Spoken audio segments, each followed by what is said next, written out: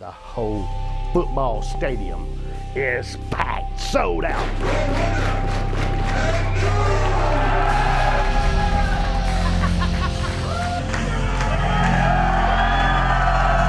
Woo! It's coming your way.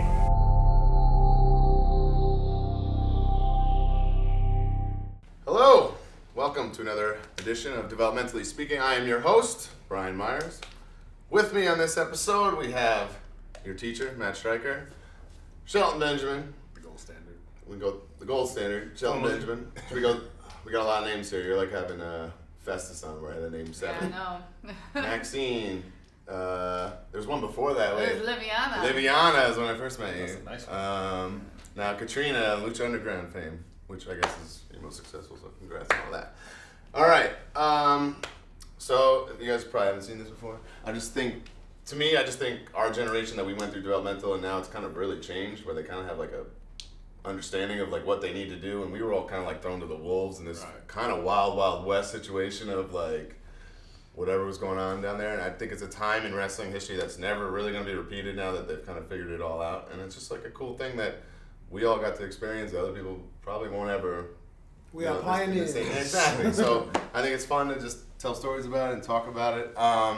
Before we can get into that, I always like to talk about extra work and your first experiences, which you're probably the Grand Jedi Master. So why? Having so many I remember you being there so much. That's just because we're from the same area. My first I grew up going to indie shows in the crowd watching Stryker wrestle. So I was your first autograph. That's how old he is. But why was I your first he autograph? He hit on my high school girlfriend in front of me like a little scumbag when I was like 17, I think. Wow. But I will say this. All that aside, you are turning into arguably one of the best guys out there. Your footwork is dope. The fact that you're doing all this too will give you career longevity. So I can't believe you just said that on camera, but thank you. Appreciate that. All right, actually, Jim Kettner from ECWA in Delaware got me my first thing. I did a Royal Rumble video, and Tom Pritchard was the agent, and I thought he was a real doctor, and I asked him what his PhD was in. Holy shit!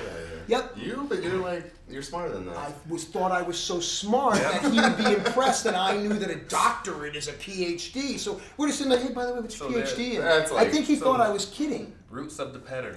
Ooh. Yes, origins of a moron. Developmentally dissing. So where was that? How'd that go? What? This Royal Rumble shoot. That was cool. It was fun. Were there like main roster guys there and stuff? No, it was all like climbing a ladder to the Royal Rumble thing. But it was my first into the door of the world, and as we all know, once you're in, you can get in. Mm-hmm. Or it makes it more obtainable, right? Yeah, 100%. Yeah.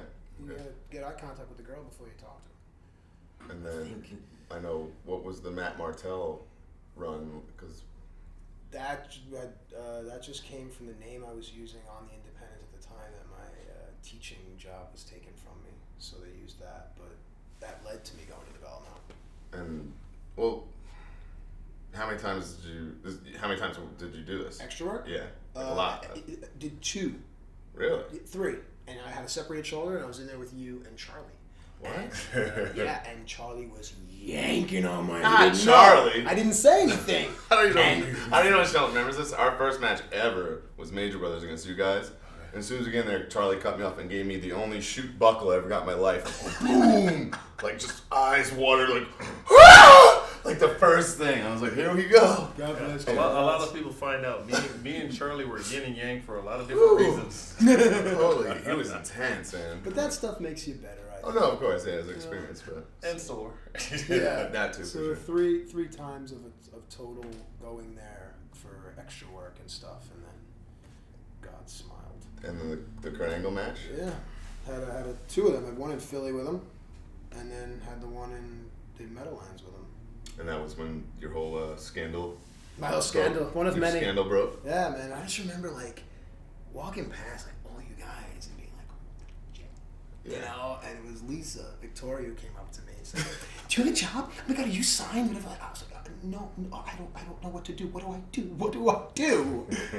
And all you guys were walking your suits, your roller bags. Everyone's leaving. I'm still in my gear. I'm waiting for Johnny to talk to me. Waiting for him. And in my life, I'm thinking you guys are all getting on airplanes and smell good with cologne and beautiful women. I'm packing 6 in a rental car and driving 306. Jesus. Shel, I'm excited to have you on because I haven't had anybody from OVW yet.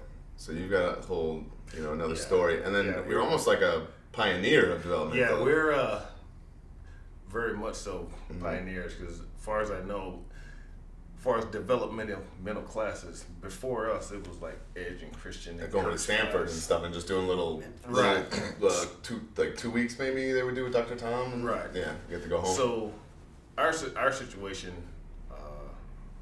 basically OVW was in itself an indie company. And there was OVW, there was FCW, there was the Memphis? Memphis. Oh, okay. HWA? HWA in Yes, Cincinnati. I ran So this when we came in, those were all developmental territories. So, but we all, at least in our heads, we competed with each other. How did it all unfold? Like it was a recruitment type process for you? In my case, like I said, I've never done extra work. Like, Yeah, so I literally went straight from college to WWE, and the way that worked out. Great, we all feel so great about ourselves. Hey, I won the lotto. Yeah. Bottom line, I won the lotto. It was definitely right place, right time, Sure. on the right people. At that time, I was assistant coaching. I already finished my eligibility, and Brock was obviously on the NCAA scenes tearing everything up, and somehow I guess it was Briscoe got wind of Brock.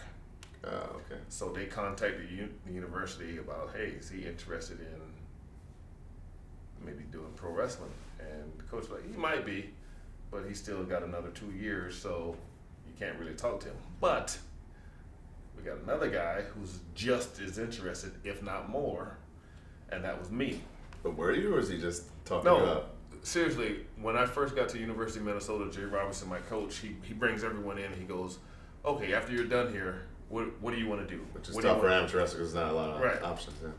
And I basically said, I'd like to try pro wrestling. I've always been a fan, okay, cool. and I've always been a fan of pro wrestling. I literally joined the amateur wrestling team at my high school, thinking I was going to learn how to do drop kicks. Same. and all I that. did the same exact thing. And the coach told me you can wear what the Rick Steiner wears on Exactly. TV. I go, okay, fair enough. So when I went down True there, story. my first wrestling practice, I was like, "Where's the ring? Where are the ropes?" I did the same exact thing. I didn't know what amateur wrestling was. So basically, they were asking about Brock. My coach said, "Not yet. You're Shelton." And this was, I want to say SummerSlam '99. Me and Brock and a couple of our friends' family went to the Minnesota, pay-per-view. where Jesse's the governor and he works Yeah, the show. well, and this is the show where Test and Shane, love or leave it match, Yeah. brother. Oh my god. the match I remember, it was Rock and Billy Gunn when Rock, Kiss my ass. yes, jumped Billy's ass and the fat lady, Yeah. who was really just a lady that was in line, and they went out, picked her out, and Oh, basically. that's like typical cruel WWE shit. They'll find the Yeah. fattest lady in the crowd. So that was my Put her on the first. show. That was my first WWE experience. I met most of the guys. I remember meeting Big Show for the first time and going, "Holy crap!" Yeah. I met China for the first time, and I was like, "That is the biggest one I've ever seen." Like, Brock was Brock then. Brock didn't know him, and Brock didn't care. That's awesome. He was enjoying himself. I don't want to say he didn't care, but he was enjoying himself, and we were all having a good time. But I was the mark. So Yeah. I'm like marking out, but I'm trying to contain it. But when I met Big Show, man, I couldn't hold it in. He would have shaken my hand, and I just rolled his hand over, just like, like I didn't realize they made humans in this size. So That much fun. I got signed. I did a tryout just before Thanksgiving, and then I got signed in January. That was And it was just like there for the taking. Like they just said, like you're just like a super athlete, and this well, is at an the opportunity time, we're giving you. at the time, they had no idea about my athletic prowess. That's what I mean. That's even Honestly, crazier then. That's just funny. the story that that Jim Ross tells is I can't say anything is wrong, say it's false because they wanted Brock, But they figured, hey, let's bring in someone from Brock School and make an easier transition for them. That's what You know, and the basically kind lotto of theory you had was on the money there. Yeah, so, and crazy. honestly, if that's the case, I really don't care. No, yeah, right. You Yeah, well, know, yeah. you Who get, cares you know, how? that helped me get my job. That's not what helped me keep my job. So, Yeah, exactly. Yeah. so when I, in January, I went to OVW, and again, it was basically I was sent to an indie company to learn from old schoolers. Mm-hmm. You know, Rip Rogers, Jim Cornette, Danny Davis. Yep.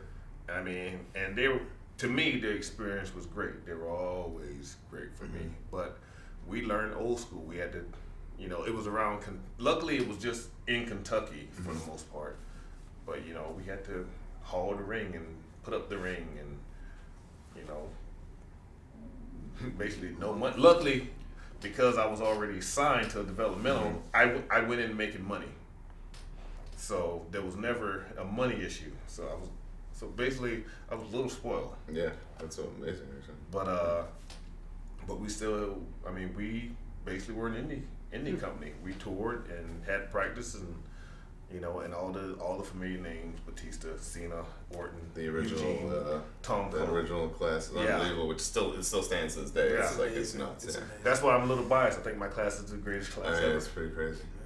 So, and because no one had been called up, we all really became really good friends. Everyone was happy to come early.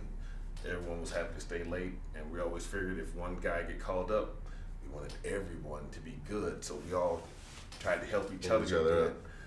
And for me, that's the biggest difference between my class and later classes, because I felt like guys, I was there for 2.5 years. And I was really good. You know, I'm not to toot my own horn, but I was really good. You know, near the end, it was like I was just spinning my tires. Yeah. But because of all of us helping each other, we were so good, and I felt like later generations, they were bringing them in and shipping them up so quick. Like Not giving them a chance to marinate. Yeah. like they weren't marinating. They weren't. To me, most of the guys weren't good. They all looked good, but it was like, dude, I was in, you know, developmental for 6 months. Like 6 months. Like it was 3 months before OVW let me have a match. Yeah, yeah. You know, so that's kind of how we came up. But it was very much friends and family oriented. So Karlee, I'm gonna put you on the spot here. So I Sentence got at a word for 16 minutes. I had my run with Edge, whatever, and I got kind of like demoted. Or I really kind of just didn't have any. I wasn't demoted, but I wasn't booked. So I basically had to go put myself in developmental and not get paid for a year. So I was a little salty. But when I got to FCW, you had just gotten there. And the rumor amongst all the boys was that Johnny Ace had come down to give one of his meetings and just ream everyone out about something. And then went to the Hooters around the block and got hammered and hired his waitress. That's the rumor? I never It turned heard out to be this. you. I never heard this rumor. That's what I was told Is when that I the first met you. rumor? I've never asked you to confirm that or whatever, but that was what was going on. That was like the vibe. No. Of getting juicy. No, Yeah. no, but that I'm really surprised. Which I know you worked there because I lived around the block Oh, from yeah, there. They were I like, put "How do myself- you know Karlee?" They would I always say put that. myself through college there, you know. That's, But that was I the paid cash rumor. for my school. Yeah. Um, No, I'm sure you did very well there. I'm just saying. I don't know. That's where Johnny's I got think drunk. Johnny's eating there. Johnny's got drunk and hired the waitress. No, but that is funny. I'd never heard that. So how I things- was brought in by Johnny, but Lou Maggio, who Oh, was Fox and Kelly's guy. who brought in Okay. Fox and Kelly and brought in Kind of upset. I was kind Beverly of hoping that was a real story. you know, the story. Apparently they wanted a multi-ethnic female, and they saw my pictures and liked my affirmative action. Man. liked the look, and he did not find me at Hooters. But God, you know, I'm so per se. upset that's not a true story. But Damn. I Here's the counter though. Where'd you hear that from? yeah. It was like the Yeah. rumor amongst the boys when I got Yeah. there. I really don't. I can't pinpoint like. Alright, then. Yeah, That Eli should tell you Cottonwood. it's- Eli Cottonwood told me that. I don't know. Although I will say though, while I was a waitress at Hooters who did come in all the time, and I didn't know, and he didn't. When we ended up meeting face to face, was Norman Smiley. And Norman Smiley would come into Hooters all the time, and I was his waitress. And I remember, and I didn't say that. There were some hot chicks at that Hooters though.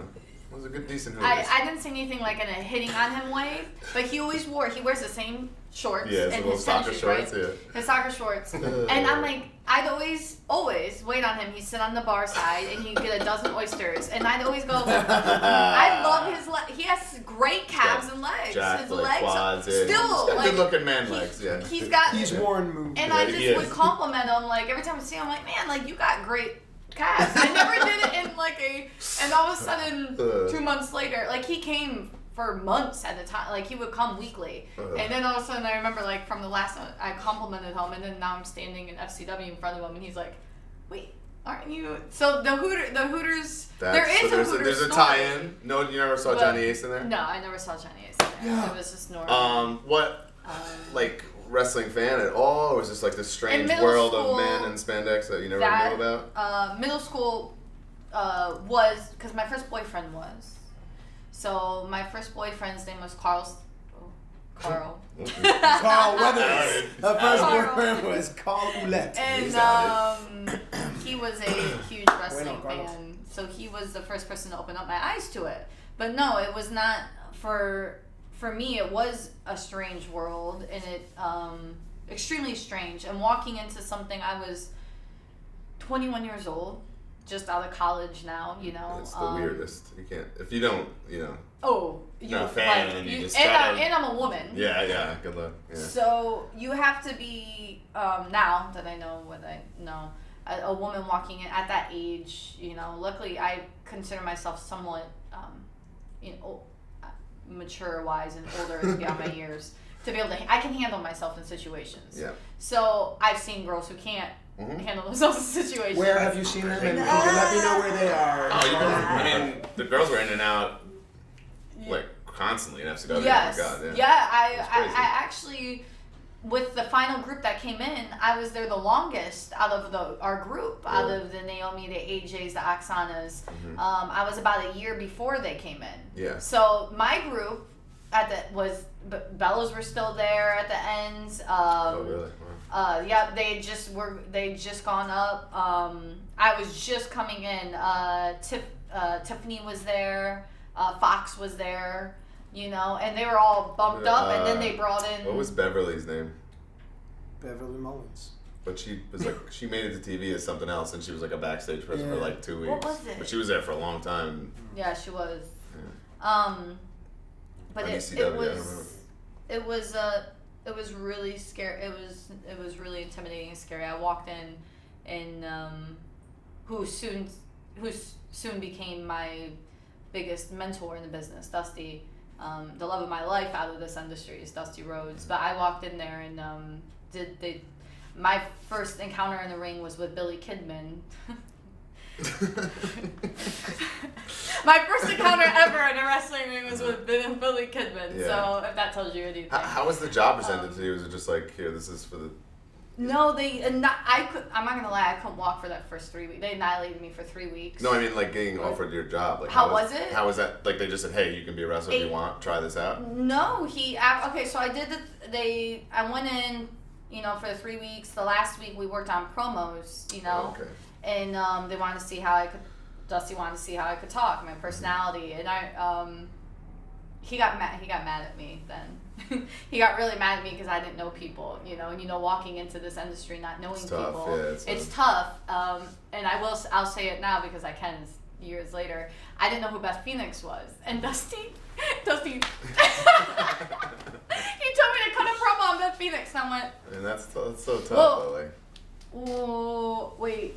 Who's Beth Phoenix? Oh God damn it!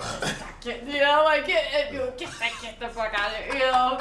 And then slams the door, and then came out. He came out about 5 minutes later. Okay, let's try this one, you know. And we did it, and I don't know. It's probably the worst thing I've ever done in my life. Who knows, you know? But they called me in the next day. John Laurinaitis told me to meet him at FCW, and I met him at FCW, and not at Hooters. Not at Hooters, no Hooters, and you know, hey kid, you know, this is. You could do a better Johnny than that. Yeah, Come on. I know. Hey kid, like who was that? Southern Johnny. Yeah. Southern Johnny. Just said your reports, you know, they like you. Your reports are good. We want to, you know, see if you're interested. See if you like it. You know, if you don't, just tell him. You know, he was vocal about it. Just tell me if anytime this doesn't fit you. But when I get my mind set on something, I have to finish. You know what I'm doing. I'm very determined like that. So I didn't. You want me to wrestle? I'll wrestle. And I started from scratch and learned the business a little differently than you guys did. You know, I was blessed to be able to go into FCW and learn it like that. And I had a good, amazing group of people around me who are all now, you know, up on the majority, you know, are up on the road. You were down there as well. And so I had a good group of guys to pick brains from, you know, and none of the girls knew. Majority of the girls that were just coming in were. There was a lot of like no indie chick. It was all models and chick. Yeah. You know. Yeah, so Johnny was hired. Yeah, that's what I mean. And you know, there was one more name we forgot. Yeah. My rib when I first started in the industry was the Candy Girl, and they put me with Sweet Poppy Sanchez. Sweet Poppy Sanchez. And they You're thinking of my brother? Dusty had me walk unbelievable. around with a Tootsie Roll box. I was like nervous. What the fuck? With a Tootsie Roll box, passing out Tootsie Rolls to the audience with Sweet Poppy Sanchez. That was the first thing you had to do. That was the first thing I ever did in this shit. business, and my name was the Candy Girl. Did you ever see Sweet Poppy? No. Oh. He's got like a goth gimmick in Puerto Rico for years. Big dude. Yeah. And they signed him, and then like he was trying. I can't remember the name, and he was doing that, and Johnny Is wasn't it, feeling. Apollo? No, not Apollo. And then Johnny came in, he's like, "We're gonna make you the Candy Man. He's gonna carry candy and hand it out to all the kids. They're gonna love him." And he recrowned Sweet Poppy Sanchez, and that's what he did. And then that was his ballet. Got stuck because he was so didn't make it to upset TV. with me. No, Dusty was so upset with me, and then all of a sudden our weekly promo days were coming, which were my favorite. And one day I was just pissed. I don't know. I was mad at the world, and I cut a promo, and he came out clapping, and he whatever that was. See, that's what you do. And just her saying that is something we didn't have. Exactly. It's an promo class. evolution of like kind of getting certain things right and realize, okay, this is really benefiting everybody, you know. That's where you're, you know, that for me personally, it was the best experience of my life. A weekly like acting class with Dusty Rhodes. Basically what we did. Yeah. It was unbelievable. I mean, during my time, like we would have promo day, but I mean, there was no one there that was known for cutting promos or anything like that. Honestly, we didn't know what a really good promo was for us until Cena showed up. Did the rewind? That shit's crazy. John showed up, and it was like how he talks now.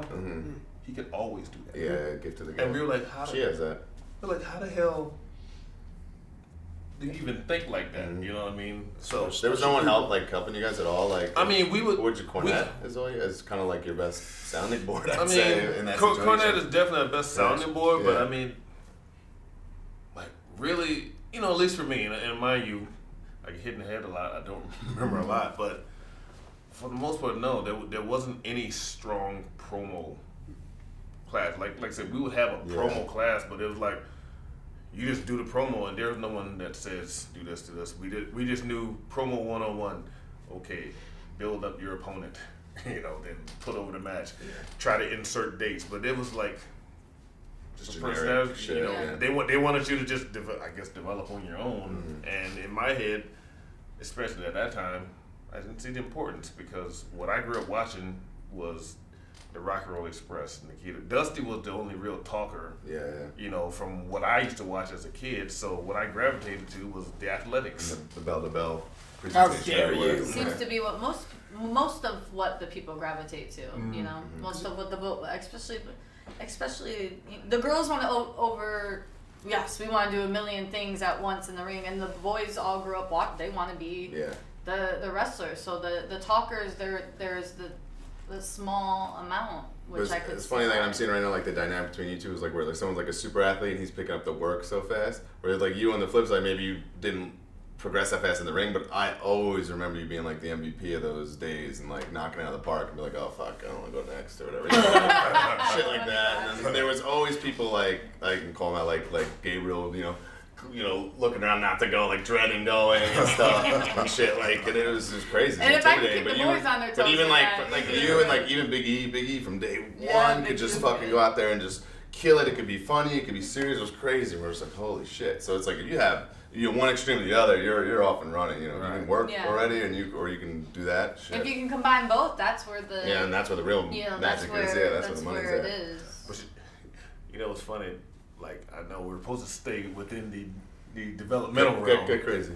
But actually, when we got called up, it didn't help things because for the whole team angle run, they told me and Charlie, "You're not entertainers. You're wrestlers." So like. The whole promo, just forget all that. You're not trying to entertain. Yeah. Just be very, well, we are. Matter of fact, like, don't try to entertain. Zach and I kind of got the same thing for like being Edge's lackeys. Like we saw it as our job to make him look awesome and take the bumps, and you know we get clipped and he gets to win, and then they were like, "You guys aren't stars." And we were like, well, we're not in that position. Yeah, we're not you're trying in a position to be. I was like, okay, whatever. Now I want to get into like getting like acclimated because you know you got to leave where you are, where you live, and go to a strange place. Like I had to move to Atlanta at 21, and I had never left my parents' house, and I was like, what the fuck? And it's not even. Let me take that back. McDonough, Georgia, which is 35, 40 minutes from Atlanta. So it wasn't Atlanta. It wasn't like this poppin' cool city. It was a real small town, which the Deep South crew had already been there for a year and already had a reputation amongst like the whole town. Knew that the wrestlers were like trouble, and so that was interesting. Two in particular. Yeah, and you had a very unique situation because you're what I called before a scandal. Your scandal created all this buzz, so they wanted you on the road, but then they still made you go. Can you explain all that? Yeah, so it was the scandal thing, the teaching thing happened. Wrestle Kurt Angle, go down to the last second. Oh my god. That was a mistake, by the way. It wasn't supposed to be that tight. It was.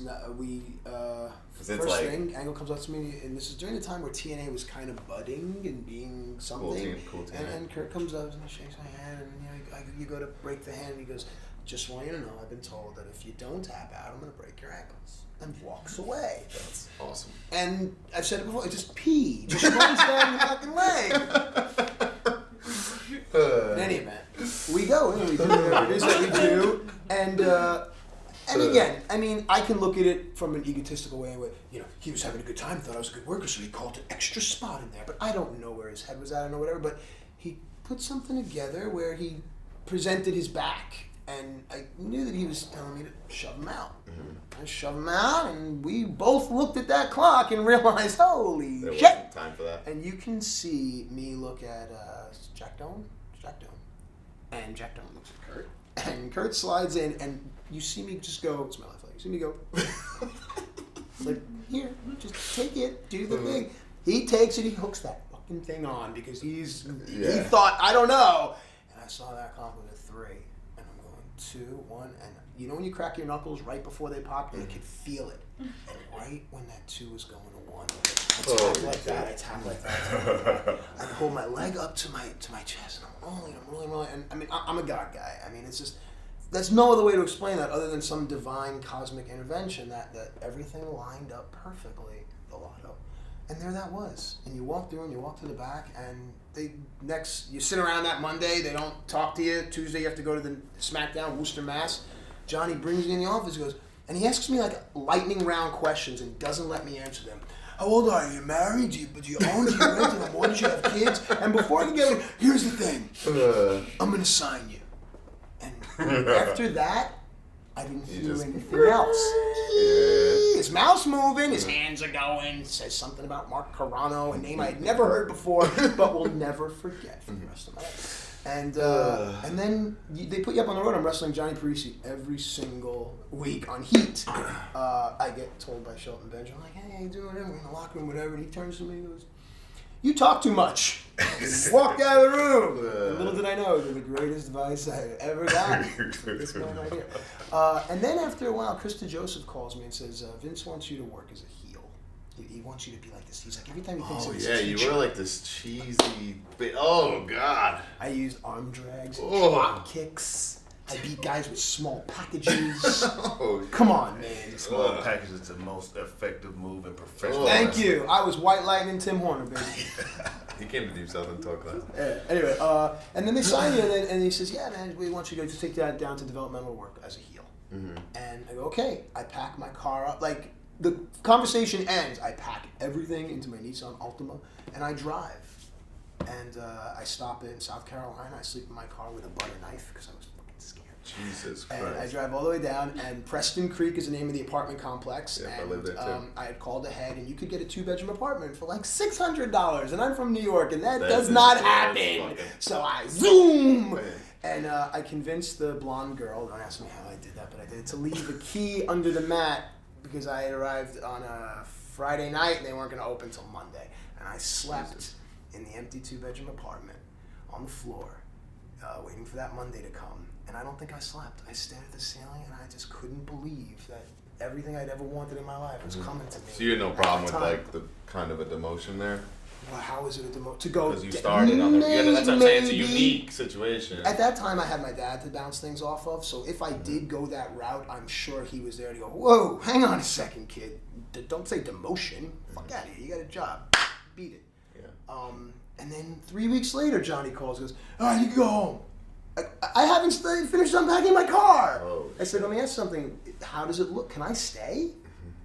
Yeah, sure. And I stayed, but I also stayed on that the car and hotel thing for a while too, which was awesome. So basically, all the other guys were bumming rides all the time. Yeah, but I told them, hey guys, I'm getting a car. Let's all go. One time, a car consisted of me driving, Of course. Eki, God rest his soul, Charlie, Kyoto, this, God rest his soul. So understand, the car I'm driving in, it's like this, because you have Umaga and Big Daddy B. So a little side note before you go. Mind you, everyone knows me and Charlie's history. Yes. Umaga is like my second brother. This is like my second brother.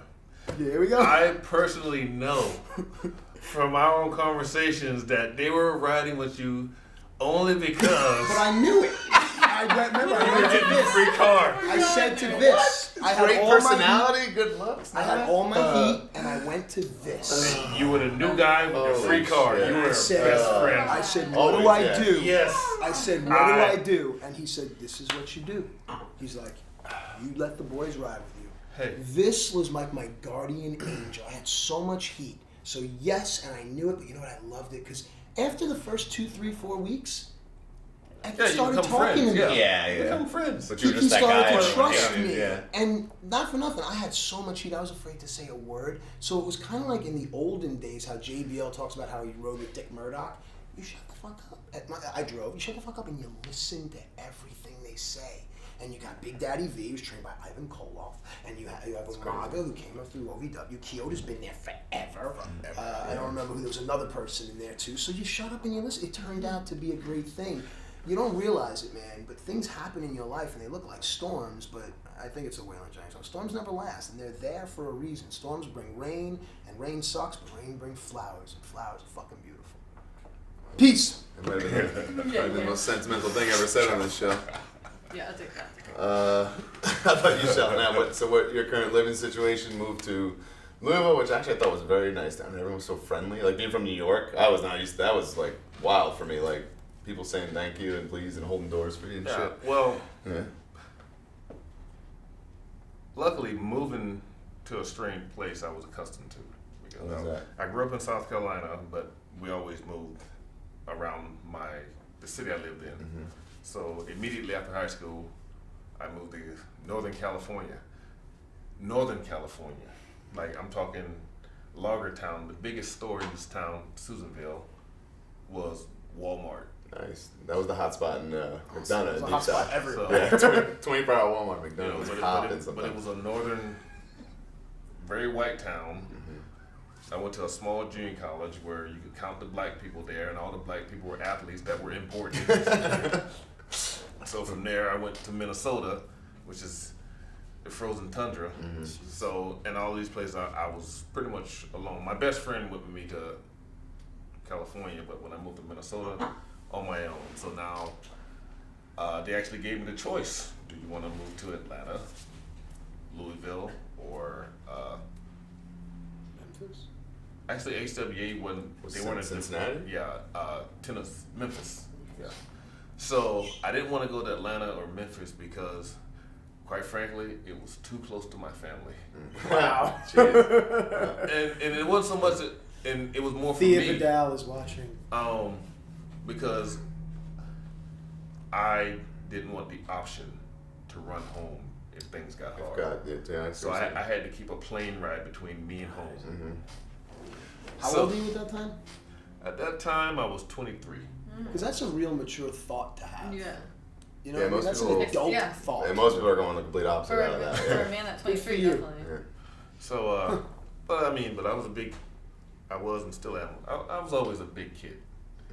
So, so when I get there, like first when I actually realized they gave me a contract, when they offered me a contract, I remember waking up one night while I was still in my apartment in Minneapolis and having like a panic attack. Like, holy shit, I could be working with Triple H and The Rock and Stone Cold. And all these people who, like I said, I was a mark. I had other t-shirts and I actually am going to get a shot to work alongside all these people that I idolize. So, fast forward, I'm still a college student. I'm broke. So they're like, well, so I chose Louisville. And Johnny, and I was like, Johnny, I don't got no money. So, once you sign, they immediately start sending you your checks every week. It didn't hit me what every week meant. It's crazy. Yeah. Sure. So I thought that was $1 million, man. Yeah. And I was getting $500. I thought like my life would change for it. Oh my god. I got my first check, and I mean it was gone within a week. And that's when I called Johnny, and I was like, yeah, I got no money. So he like, we'll call a signing bonus to help you move down there. That's so cool. I had the signing bonus. You know what? That's like a regular thing now. Like I got that. Like so I got maybe one too. you might have. Again, Initiated I was that in as the a thing. pioneering days. They were Did he- still figuring out what guys needed. Yeah, I mean that's crazy to hear because that's like a regular thing that you get like a little, like something comes to help Right. you move. That's So, nice. And but I mean I think he leagues do pioneered it that. too. Yeah. There you go. It's the Shelton rule, That's interesting. which has meant something entirely different up until this time. Jesus. So this is shit just ever. Yeah. So I finally I moved to Louisville, and I got a little U-Haul, and I packed all 3 of my bags into this little U-Haul. All I had a couch and a TV, and one of those old timey like dresser things where you put your TV on, but it's also drawers and dresser. Yeah. I don't know what you It's call called it. the dresser. I was gonna say, wait, that's a dresser, right? It's the dresser, like Those old tiny TV stands that had drawers in them. yeah, Yes, but it's sir. like a TV Bureau. stand. Awesome. Now they have Again, mirrors on them. Yeah, well, it didn't have a mirror. It had like the cutout section where you put your TV in. right. It had little Oh, shelves. a wall unit. A wall. Yes. Yeah, wall unit. Yeah. Okay. Thank you. All right. See? There we go. So, and I had this little U-Haul, and I putz my way down to Louisville with my girlfriend at the time. Oh wow, so that's like a real life change. Yeah. So no, but she was just coming to help me help move. out, okay. But she actually wanted to move with me, but I literally made her stay in Minneapolis to go to chiropractic school, and luckily she still has a chiropractic business now. Awesome. Oh, wow. Look at that. She's not with me, but but I'm glad I didn't derail her dreams. Yeah. So before I go to, we stay the night at, again, I got no money. I stayed at the Knights Inn. Oof. Yeah. Oh, you and Stevie Richards and Nunzio. Those are those guys. That's their kinds of places. But Jesse again, Festus.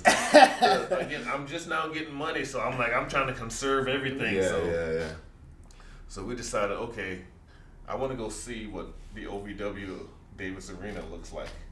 Because again, I'm thinking, I've seen WCW.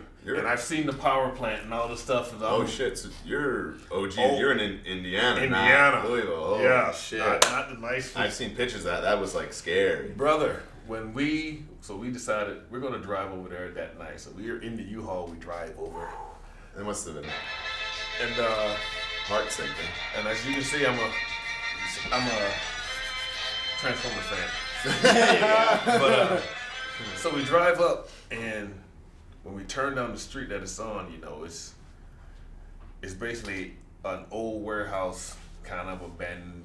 It's half abandoned, half occupied. With like broken glass windows. Not impressive. It's real scary looking. It looked like someone had flown over with a few F5s and bombed the place, you know. So when we pull up, we just look, I'm like, where is it? Because we see the sign. Oh god. But you know, we see, but the sign is like this little sign, like this big, like, and it's all rusted, like where is it? Like, I don't know. So we talked to Danny and like, okay, we got there like a Wednesday, they had a show on a Thursday, and so like we'll go to the show tomorrow, and hopefully we can figure out where it is. We literally couldn't fathom where it was. So the next day we go to the show, and you know, obviously there are people there, so we go in and watch the show, and I just remember going, what in the fuck? What was in there besides the ring? Like, what else do they even have for you guys? Chairs. Some chairs. You know, that'd be nice. That, like, some chairs would be nice. But it's funny because the ring was in a corner, all right? And in one corner, there's just big stone pillar, you know, for the building. So you got a black wall, and you basically just have two sides. Oh, okay. So one side is chairs and the bleachers, another side is chairs and stands and the entrances. Oof. But at the same time, it was like the most indie thing ever. Yeah, and I'm just but you're thinking WWE, and then no, how are they associated with I'm this not thinking stuff? WWE. Yeah. Again, the only thing I had to associate with any kind of wrestling training facility is what I seen watching WCW was their power plant. Plant. So that's what I'm thinking I'm going into. And I go in this dark, dank. I mean, it looked like something out of a horror movie, but it was packed with people, and you know that's when I first saw like Nick and all these guys, and I'm like, and they were really, really good. So good, in fact, I'm like, especially, you know, Eugene and Conway, and I was like, why aren't these guys on TV? They're fucking good, you know. So I watched the show and meet everyone, but that's when I kind of, for lack of a better term, got introduced to the indie fan, because I'd always been thinking about the wrestlers and the road. Not that part of the business. I never thought about that part of the fan and the Kentucky fan. So that took more getting used to than anything, because I had never been around. Was Donna around then? Big Donna? Donna, the big lady. She just, what was the first one there? I heard she's been around for like since the 80s, like maybe even earlier. Big blonde lady, the old lady? Yeah. Oh yeah. Yeah. Oh yeah. Still similar. Yeah. But I just remember just going in there, and I was watching the people just as much as I was watching the matches, because again, it's Kentucky. God bless Kentucky. Yeah. God bless Kentucky. Some getting used to. Kentucky. So that freaked me out a little, you know. But then, you know, but again, I don't know about you guys. I was a poor kid, so I can adjust to any situation. Did you end up getting an apartment, like a roommate or anything? Yeah, we eventually, luckily, everyone else, for whatever reason, wanted to live in Louisville because it's a big city, whatever. Yeah. I'm a country boy. I don't want to be in the city. And literally, right down the road from the school was a very nice set of apartments, quiet, back in, you know, a little corner. Really nice. So we went there, and I got an apartment there, and that's where I stayed for 2 years. But the comparison is, while everyone else was over the bridge living in Kentucky, having to drive, you know, 30, 45 minutes, because they all stayed by the mall. That's where I live. Nice. So it's like, you know, 40-minute drive to Davis Arena. I lived 5 minutes from the arena in a very nice situation, and my very nice 2-bedroom apartment that was my first apartment to myself was way cheap. It was like $600 a month. So crazy. You're the king of the as opposed to the $1,000 apartments. They were like, why would I just couldn't fathom, like, why would you live over there? When did they make the move to the new building, or the building that exists? Like That today? was, they made the move to the new building just before I got called up. Like literally 2002. Yeah, it was probably summer of 2002 because I remember my last. So all your shit was in that grind ball, like training every day and holy fuck. Oh yeah, but that ring was the best ring I ever bumped in. I would fall off this building. To that ring. Where did you know where it was from or anything about it, or it was just an old ring, whatever. Ring. And I remember when Brock first got signed, he hadn't come down yet, and he was actually going to training with Brad Rangens at Brad's barn, and Brad had an old WCW ring, and I went up there and I saw Brock, you know, he's training on it, and I'm like kind of feeling it, and I'm like, my God, it might as well have been the concrete floor. Yeah, I just saw a thing with X-Rock. He said the old rings were like bumping on a pool table. It might as well have been like. He like what about like, and I was supposed to go maybe work out with him. I just watched. I'm like, there's no way I'm doing anything on this concrete slab. How about you? What? So, Tampa to Tampa. You know what? Kind of like what he said though. Everything aligns in my life at that time. I was going through a really rough time in my life personally, and I happened to I just was finishing college. I was working for the state attorney's office, actually, at the time, and I was going to school. I wanted to be a PI. So I was at the state attorney's office when I first started in FCW, but I happened to live literally, I was working there, but I didn't want to be if that makes sense. There was still something missing in my life. I wanted more. So I'll say this now. Maybe people watching. I actually made a vision board. I made a vision board. As I made a vision board, and it happened about within months of me making that, and everything. It's not like wrestling was on my vision board, but I wanted to be in the entertainment world. That's what I'm passionate about. I love that, and that was on there, and everything pointed to that. And I just put myself through college, you know, so I'm like, God, this isn't what I want to do. I want to be in the entertainment world. Within a month, I didn't go out looking to get into FCW, you know. When I say it came to me, it literally came to me. Yeah. Everything was aligned, and I happened to live 2 blocks away from FCW. I was like, because your mom would come all the time. She's a very nice lady. I met her a couple times. I literally, you know, my yes, she is a nice lady. Yeah. My father is born in Ybor City, raised in Ybor City. Okay. I was raised in Michigan, moved back to Florida when I was 17 and started school, and I had my first apartment. My first apartment was 2 blocks away from FCW. That's crazy. So I didn't Yeah.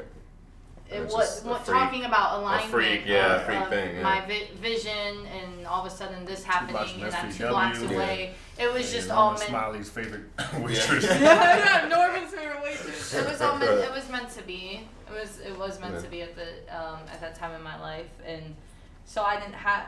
And I met so many people, you know, when we were down there. Obviously, from all over the world, people are coming, and the transitions that they had to go through, and that is scary, you know, like especially people who didn't speak English, you know, and they're walking into FCW and they're amazing and talented, but they don't even know how to communicate with us, you know. Who was that? Who was down? I made them say some perverted stuff. Who was down there with us? God. Gustav? Gustav was no, from Gustav. Japan. It was mind blowing. Gustav Oh, Klimt. Ling? But what was From China, you mean? The guy No, from oh China? my gosh, I remember him. Ling or something? It's a panda bear. No, not him. Who named him Ling Ling? That's It was WWE? something like I that, forgot though. about him. Yeah. No,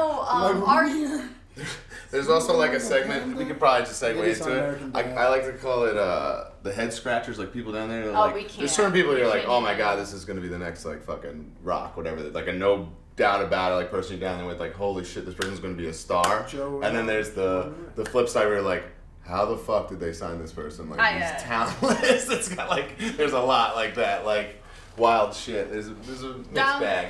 Like I remember, and this isn't bashing, but I remember thinking Ryan O'Reilly, who is now Connor in the Ascension. I remember meeting him, and he was the champ in Deep South when we first got there, and I thought he was a fucking star, I thought he was gonna be the biggest star, and it just didn't work out that way. But it's just funny that perception when you're down there, and then it doesn't always translate. That's something I noticed a lot. That you become a big fish in that small pond, and a lot of guys assume, hey, I'm a big fish. I'm a big fish in Lake Erie. I'll be a big fish in the Atlantic Ocean. And you have to kind of curb your ego, and you have to kind of have an adult mind and some type of vision. Bored weirdo, but to say, hey, I shared that without judgment. It's pretty intimate. It's an intimate detail just to come out during this, I'll Google what it is. I'm ignorant because I don't know what it is. Well, okay, you guys don't know what a vision You board go back to our philosophers. Okay, we're talking philosophy. Is it the you secret? go back to our or philosophers. Yeah. Well, the secret is something. very much the secret. Everything in the secret talks about the different philosophers from our past, and like Einstein, right? What you think about. What you think about the most becomes. Yeah. So the vision board is something that when you wake up in the morning before you go to sleep at night, that's when your brain is working the most, especially when you're sleeping. So what you think about before you're sleeping, the energy, right? What they say, the laws of attraction, you're actually gravitating towards you. But if you have a vision board and you're actually seeing this, and you're seeing it and seeing it and seeing it, and you do this, there's actually practices, and you do this over and over again, you change even if you're in a bad mood, you change the way you think about things, and you change the energy you're giving off. So that essentially... So then if I apologize publicly for... There we go. I Now go back to your vision board. Go back to your story. But back to Boogeyman was into the secret. But back to Ryback taught me all about back that. to the right back to that. Yeah. So the big Ryback would be sitting there. Yeah. I sing just and just like say something perverted, then go. So what other books have you read lately? Like he was so deep. He's such a deep thinker, and I would sit in there and talk with him all the time. But you go from developmental, having all these successes, having all these people say, "Hey, you're great," or whatever. Maybe you make T-shirts that say you're part of the A team or the B team or whatever it is that you do to feel camaraderie, and then you go up to the main roster and it's okay. And a lot of people expect the same thing to be, I'm going to be super over, I'm going to be whatever, and that's not the case, and it takes an adult mind and a vision to be able to go, all right, let me chill, let me just do my thing. The patience. Someone like you, though, I always remember, you were never content, you never stood for the role that they thought you were good. You always, I remember you'd say out to you, tell me, though, you'd be like, I know I can do it if they just fucking give me a thing. And every time you try, developmental almost teaches us go, do it, try new things, go here, and that's good. But then when you go up there, it's almost paradoxical because some of the kids go. Did you get anything out of going down and working on being heel when that's pretty much all you've ever done? Yeah, I got a lot from developmental, a lot. Now, you can talk about the system, and then you can talk about the individual trainers, so the macro and the micro. The system worked for me because of stuff you guys went through, I'd imagine. But remember, I went down there, I had a ton of heat. But then it didn't translate to Deep South, did it? Now, here's the thing. Okay. And I pull in. Remember, I slept the whole weekend. I wake up Monday morning. If you had to be there at 7, I was there at 5. Well, that's like the way Bill wants you there at the time anyway. And I go in, and Bill DeMarco's.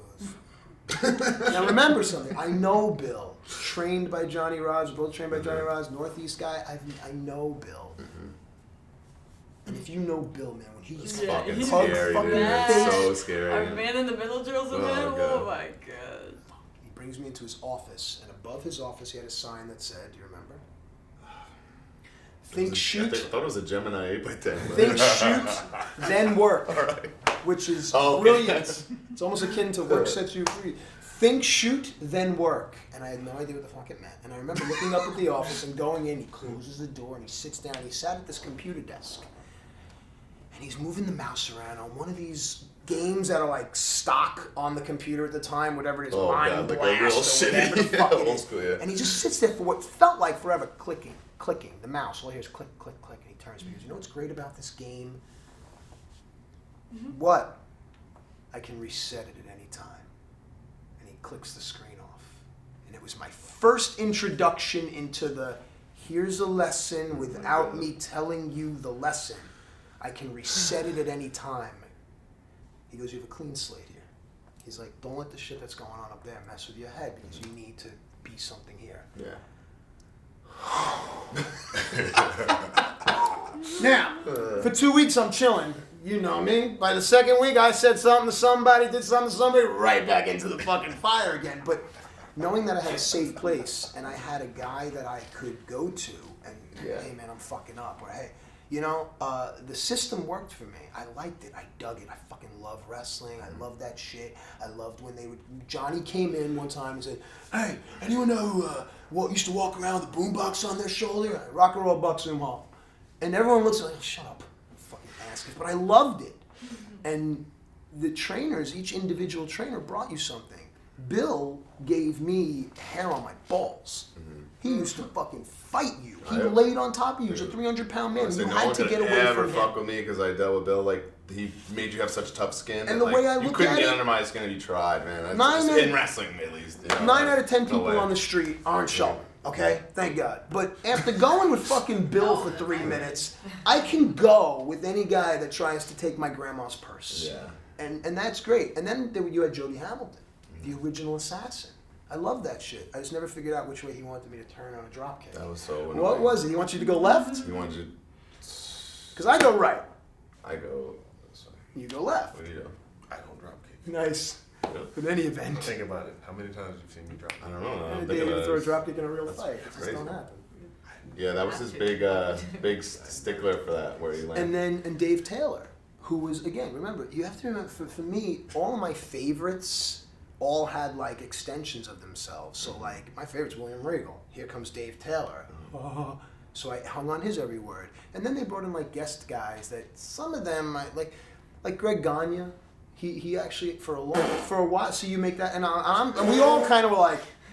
But then one day Greg Gagne did this head scissors that no one does. This old school Ricky Star head scissors. Okay, so he's like, show me a head scissor or whatever. And I did I was me. I jumped up and just did the regular one, you know, and the guy rolls through. Like, what the It's not a head scissor. It's like a head scissor. And he kept saying a head scissor. And we're all like, dude, I don't know what you're talking about. Like, I have no clue. You're thinking old school rock and roll express head The scissors. running, and then like the guy poses, and then you pose at the top, and then it rolls was through. Beautiful. That's what he wanted. The best part about Greg Gagne is if you look at him, he looks exactly like Greg Brady as a grown man. Yeah, it's weird. So it's whatever his Barry, whatever that guy's name is, doing a fucking head scissor. And I go, you know something? You can learn something from everyone. Tim Horner came down, Dave Taylor came down, Dr. Death Steve Williams came down. That was amazing for me. He had a kerchief over his throat. So the system worked for me, and the trainers worked for me. I wasn't as social as you guys. I didn't hang out. I was going to ask you about that. I can't recall you coming out once. I didn't hang out. And Deep South was like, so we had no shows. He trained the craziest training of my life. No, we did Thursday shows. Okay, was that before you? No, listen. Monday, Tuesday, Wednesday, crazy practice. Thursday you do the fucking TV, which is the show, which like 100 people show up to. You film that. You have like tape review Friday morning, another insane practice. And then when Friday came, we busted through those doors like high school, like, the weekend! You had no responsibilities, you had nothing to do, and we just fucking raged and partied, everybody, like hard. Bill included. Yeah. Okay, so like, but I honestly can't remember you being out once. Okay, well, a couple things. One, thank God, I was up on the road, so I was away. And two, I was dating a girl at the time, and it kind of allowed stuff. But I do remember one time that I did hang out at Bill's house.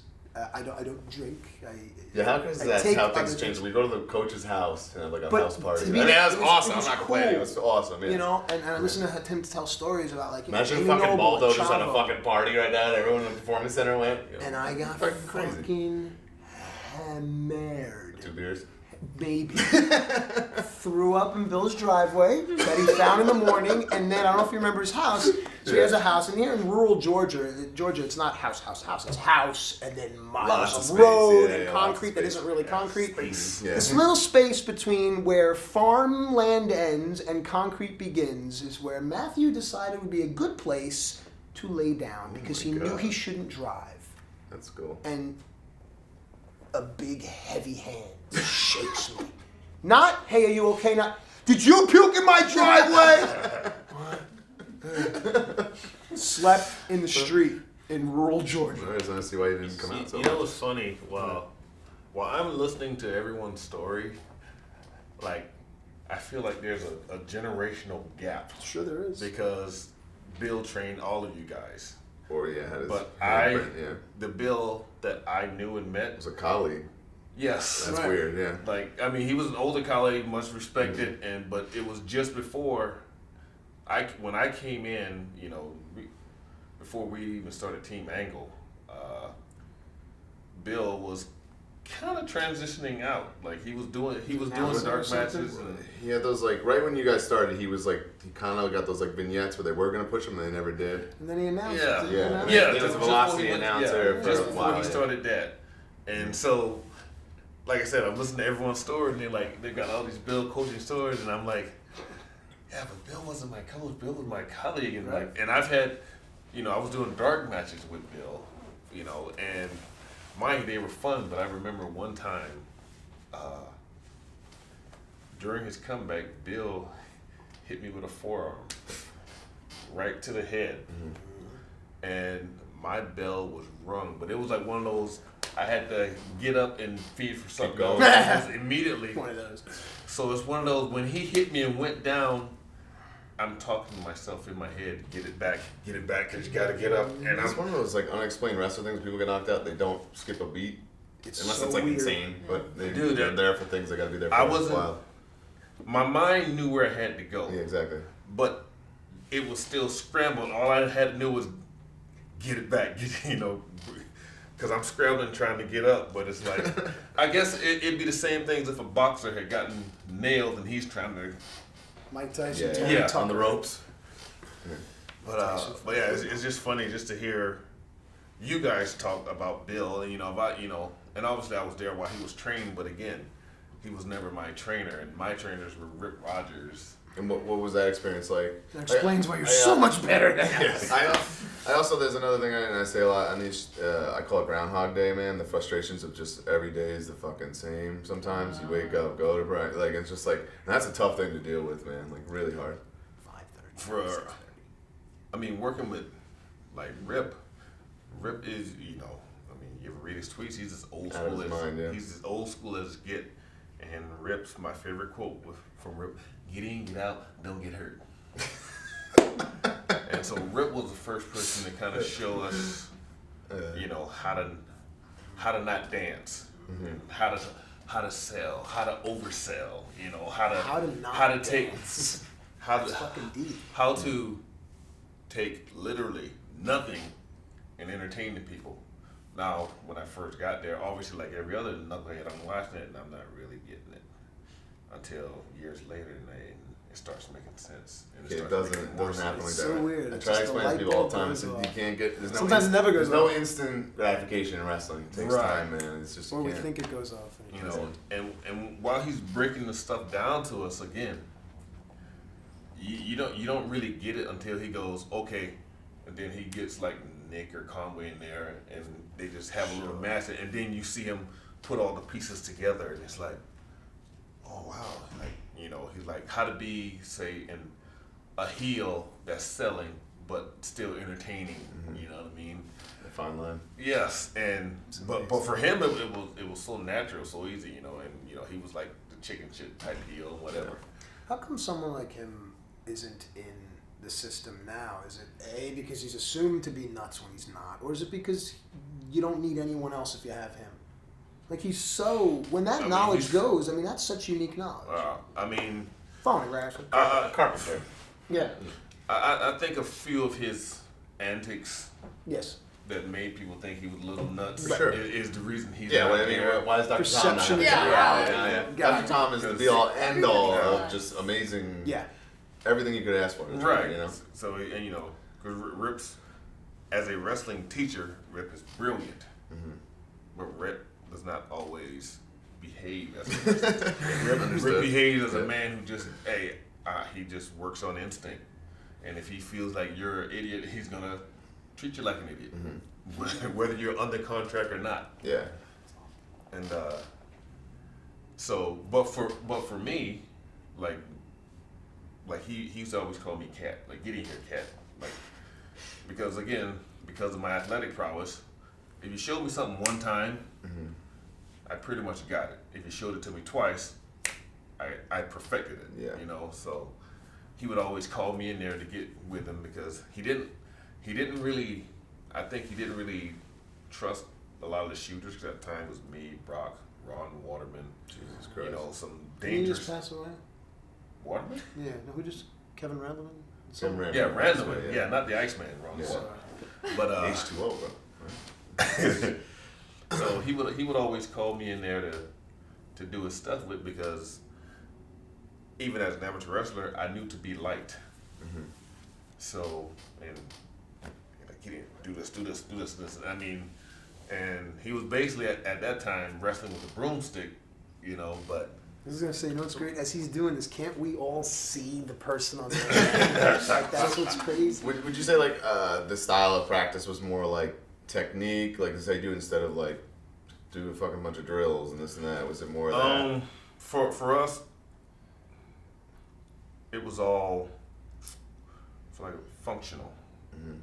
You know, we didn't do squats because That's what I was asking, you know, yeah. we were like, when are you gonna start doing squats in the match? Yeah. You know, everything we practiced was stuff we use. Kick out drills. At one point, we had almost 50 people in the class. One guy lays in the middle, and everyone climbs in. Kick out, tackle, drop down, leapfrog, But arm stuff drag. Everything that you're going to Practical. use. Yeah, practical Yes, stuff. practical Yes, use. yeah. That's what I was looking for. Everything about our practices was 100% practical. Yeah. I can't remember doing one thing Explains that so I much. would That was use. stupid. Yeah. Now, every now and then, we'll get someone who basically wants to impress everyone, and they'll call him an idiot. I'm not calling him an idiot, but we had a guy named Big Russ McCullough. Yeah. Is it Dreamer was married to him in dark matches? He might have been. I've heard it. I've I heard know it. Ross, sure. You know, he went. You know, Russ thought he was going to be Abel, like Undertaker, Kane, and Abel. Nice. But Russ was doing things that, at the time, I didn't know enough to know. Why are you doing that? He was doing head scissors. Greg Gagne head scissor or a regular one? Tilt-a-whirl heads. Tilt-a-whirl. Yeah. And it's like, you're literally 7 foot tall. Why in the fuck? Because I can. I was just gonna say Yes. That's basically it. And God bless.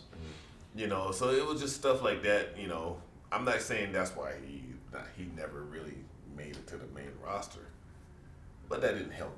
Yeah. You know, so it's like, you know better, and I can see Rip. You know, and I guess it's cool to know how to do stuff, but at the same time, you should know why you shouldn't be doing them.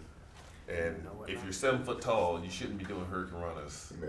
Which I feel like people watch this, they probably not understanding that. Yeah. Okay. You know? Here's a visual.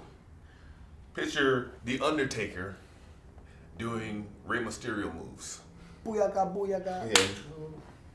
Good night. Wait, he's doing the pop. Yeah. Imagine Undertaker doing a 619. And now he's taking the inside out clip. Yeah. It's very funny. He bumps like him too. Yeah, it's very, it's amusing and entertaining. I see him running the ropes, second rope. But I know Ray's mannerisms so well. Yeah. So, but to the eyes of the fan and most people, it doesn't compute. Yeah, So for sure. you just shouldn't do it, and that's a lot of what they taught us. Makes sense stuff that makes Very different. sense. Like somewhere that got lost into like drill Yeah. world, drill heavy, crazy stuff. Or like, Yeah, I know. that's a shame. I used to, and again, like I used to hear from you guys, and you know, Wild some of the- shit. Some of the stuff, and we were like, "Why the fuck were you doing that?" Like, Really? It's killing time, dude. That's why I always think about it. I just think ridiculous. it's just killing time. It's like that's the only way. You had to be there from 8 to 4. You had to fill in Yeah, what the to do. gaps. And in all honesty, if you got there at 10 and you did practical drills and you took an hour to eat or drink or whatever you did, and then you come back for another 2 hours, that's a much more beneficial training For sure. regimen than 8 to Yeah. 4 Hindu squats. And But it's top yeah, rope. like we never did anything to make people puke or to break anyone. Wow. Yeah. You know, the business itself was enough to break people. I mean, I can never remember going to practice and being miserable by what we were doing within the practice. Now the heat, because this place wasn't. Yeah. During the summer it was an oven. So never frustrated with the routine. No. Wow, that's crazy. Never. That's a first. Awesome. That's a first on this show. How about you, Karlee? Like, how was getting situated? Like, practice every day. Where I'm assuming people weren't all that nice to you since you weren't a fan. I'm sure there was a ton girls of are brutal. Yeah. Oh, girls? Girls are worse than the guys. Yeah, I'm sure. The girls are way worse than this business. Oh, man, and I'm not a girl. I'm not like a girly girl like that. I don't think like girl. That. Yeah, no. I just rather let's just say it. No, some of the boys, just another pretty girl trying to get, some of the boys were not very nice to me, and other ones were nice, maybe for other reasons, but whatever. Take what you can get in that situation. Seriously. But I think over time, as people started to get to know my personality and saw that, I was there, I did the everyday practices, and by the time we got to the third year, and then the ring, putting up the ring, putting down the ring, doing the shows, eventually you become one of the boys, and you're riding with them, you're doing everything with them, and I'm not a lazy person, so I wanted to be in there with people, and I wanted people to know that I wanted to do well and take my job serious. But the practices were, they got more, they went in waves at FCW, because someone would get hurt, and then some of this would happen. Yeah, and then they have to change things. Yeah. They changed 8. They would send different people down, and they would be there for such a long period of time. Like when I first started, Kidman, Dusty, Norman, Kern. Yep, Kern. And then after a year, or like a year and a half, Kidman went, and they started sending out like just people here and there, and then we got Joey Mercury. Yeah. We got Mercury, yep, and Joey was great. Then we got Steamboat, which changed everything for me when it came to. Gotta have that fire. Yeah. But you know what? Like I love her. The greatest. He's so amazing. Yeah. But I learned more. I was there already years now. It's still in developmental. Now I'm frustrated. I'm getting frustrated. It's tough. This is that groundhog feeling, man. I'm getting frustrated. And you want to get called up. You want something. Something's got to give. You got to go, or you got to go up. Or at least for me too, what I really was concentrating on was the character aspect, because that made me stand out compared to any of the other females. So if you're not going to bring me up to work, bring me up because I can do this. Yeah. So I wanted to nail one of the two down, and if it was going to be, if I can give you both, I can give you both. But use me over here, because there wasn't any females at the time even remotely doing that. Yeah. But Steamboat, I learned more, and then we got Bill DeMott at the same time. Jesus. So I loved picking Steamboat's ear, because he taught me more of the in-betweens. I learned more from him, I swear, in like 2 weeks than I ever did in 2 years of listening to, and not that they weren't good, everybody brought something different to the table, but they didn't. He explains things to you in a different way, so he wants you to understand. Some other people might just be like, what the fuck was that? You're supposed to, why don't you hold them like that? Yeah. He'd tell me, why am I holding them like this? And then what do I do after I do it? And then what do I do with this? And I don't do crazy things in the ring. I love the people that do. It's amazing. It's entertaining. But sometimes you just have to have this. You don't have to have a million different things, and for me that's what worked for me, and I learned that from him. So when he came, I got excited again to go to practice when he came, because I was like, I can talk perspective. I can talk, change it up. And then he was there for several months, and I enjoyed every bit of it. And I actually got more compliments on my matches during that time than I ever did any other time. When I walked back from Kern and we had Dr. Tom. Why did we forget Dr. Tom out of this whole list? My favorite, man. Yeah, we had Tom the entire time at that time before. It's funny. To me, that's what I did my tryout with. Doc, did you wrestle? Yeah, we had Doc, and because he would really get in Kind at of. that time and He got in with me, and he just taught me fine tune stuff. He actually thought I was already trained because I knew how. I've been mimicking pro wrestling all my life. Yeah. right. So when he got me in the ring and he started having like a little 2-minute match with me, he was calling stuff, and I knew what to do, and I knew how to do body language of it, right? You know, the only real thing he critiqued me on, I remember, was I did a sunset flip, but I didn't do the big jump over. I just kind of slid over him. And, No air. you know, that's basically all he said. He just has some air. Then I was like, okay, next time. But Doc was great. Doc was awesome. Doc used to throw his fucking all clipboard down. Oh, fucking damn it. And walk off and then walk back 2 minutes later and go, all right. You know, like right back. Like in all my experience, like with Deep South coaches, I had OVW coaches, I had FCW coaches, and I've even done a month at the Performance Center. So like I feel like I am the guru of.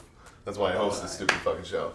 But Doc, to me, out of all those people, he had the most well-rounded grasp of like what he was really trying to do, and like whether it's even things like that, like you're saying, which even to me, hearing that story, that's like a thing he's trying to get a pop and lighten the mood, probably. You know, it's like it's you know, and he's he not. would, and he'd come you know, back. it's great. There's an interesting aspect to if he is your guy that you think represents the most well-rounded, then let's look at what his experience has been. He moved through that southern area and that Tennessee, and then he came up north. So he had both.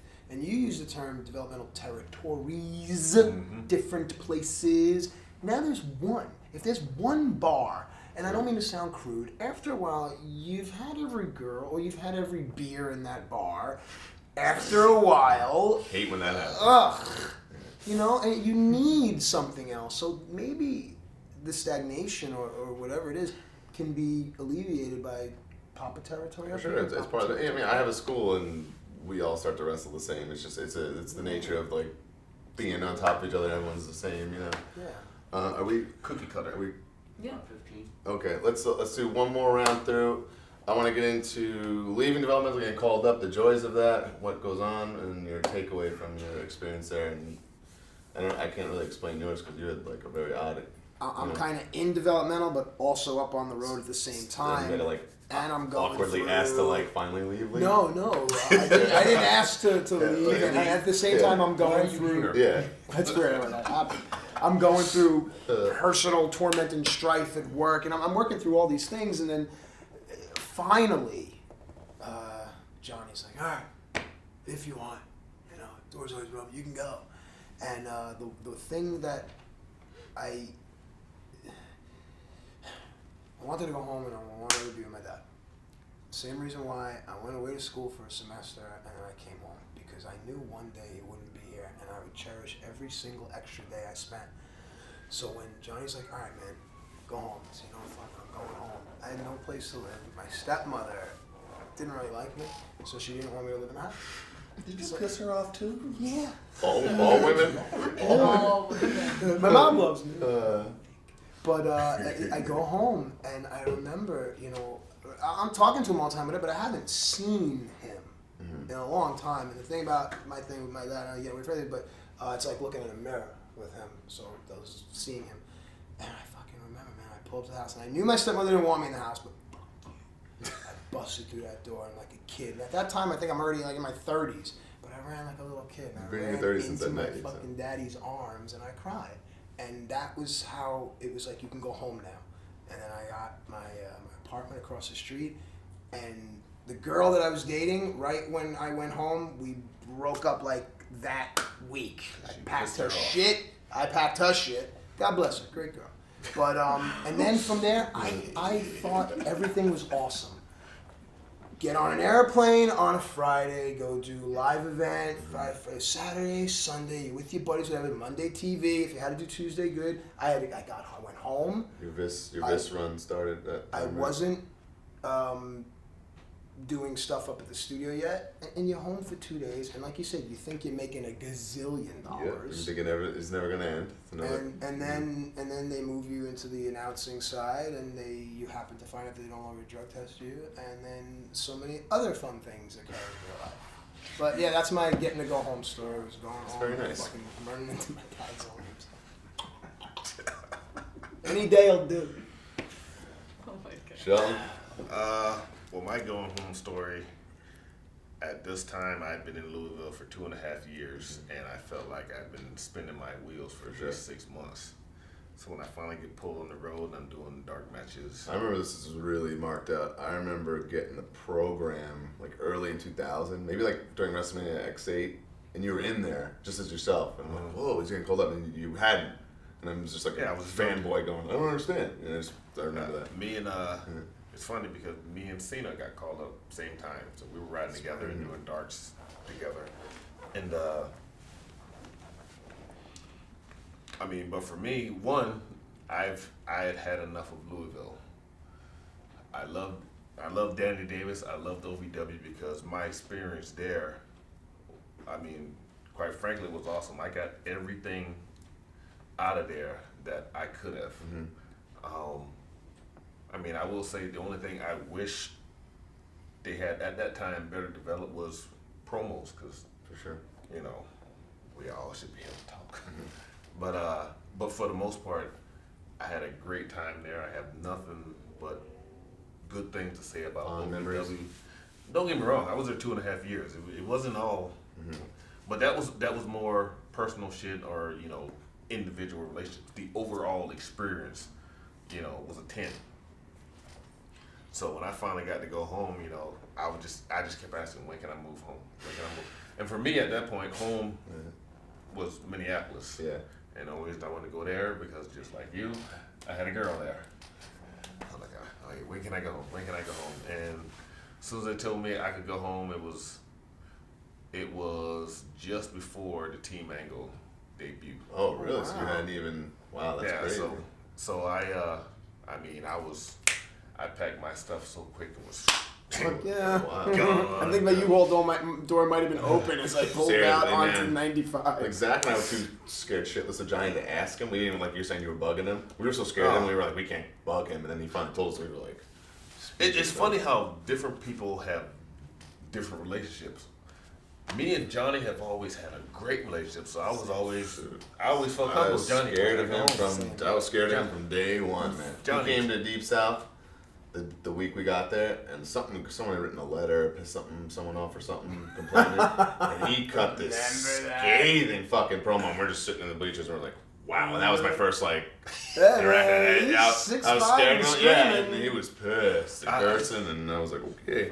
I've never had a bad interaction with him. So, but now, it's funny, now that on my way out, when he became a producer, it was like meeting a new guy. It was like unbelievable. Like stress. joy. You didn't It have was to be so the bad cool to guy. get to know him and like. So you met the and guy I knew. not be scared of him. Yeah, this is a great guy. I like him a lot, to be honest with you. But I was fucking scared of him, man, for a long time.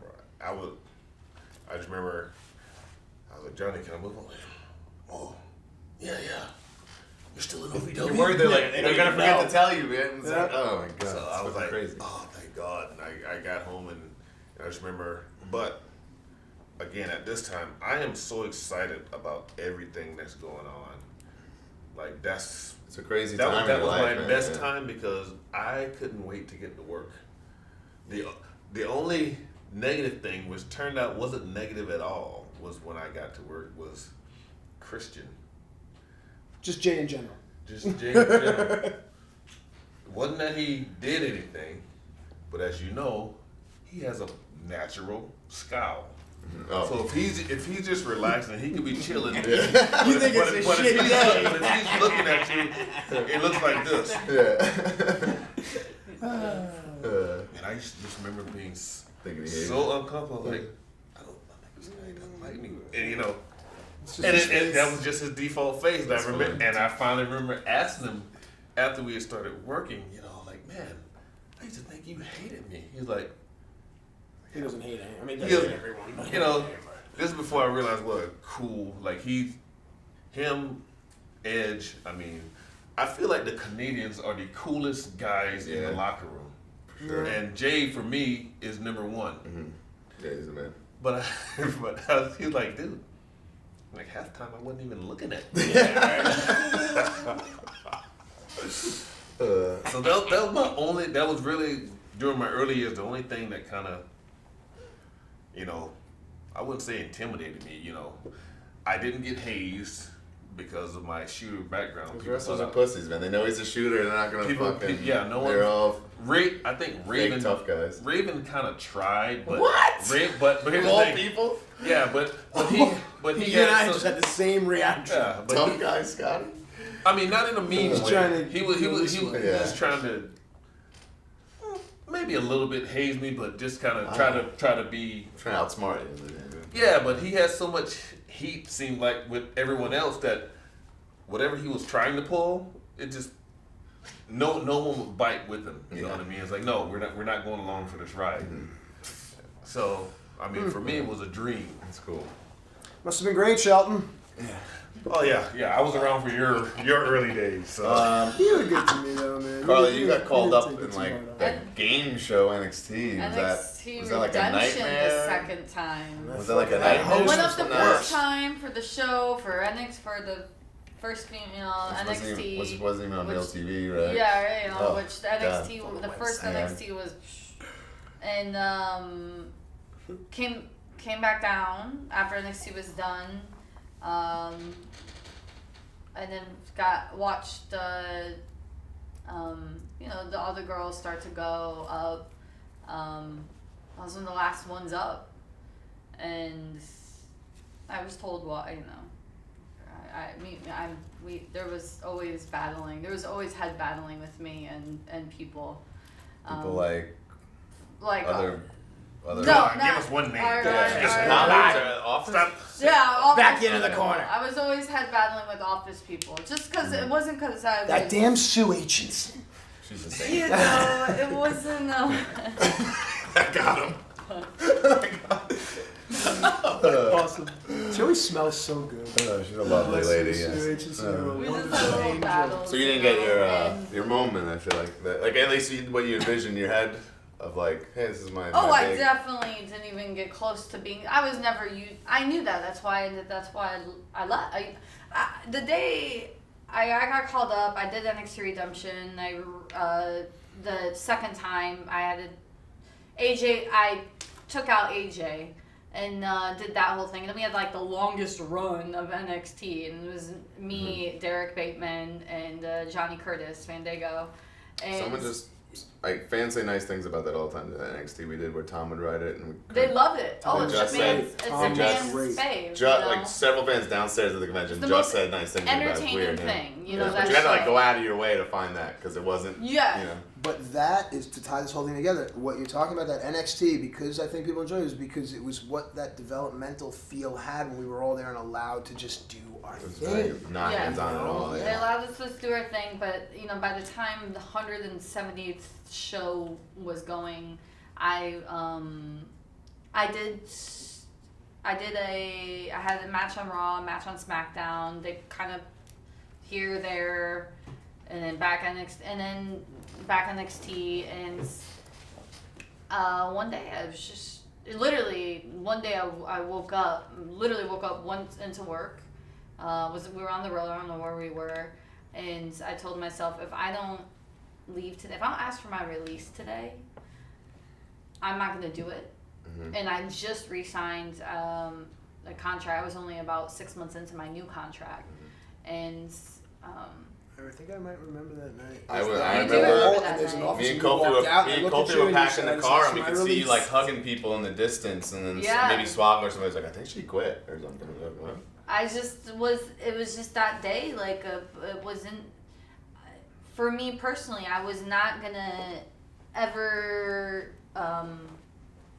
meet a goal that I wanted to meet, and it wasn't just, it had to do with wrestling, it was just in personal goals in general, in that industry, and, until now, Yeah, and you're doing great now, so things all worked out. It's pretty awesome. and that's how things work out, because we do now, I couldn't have done that there. Yeah. And I wasn't going to be used like that there.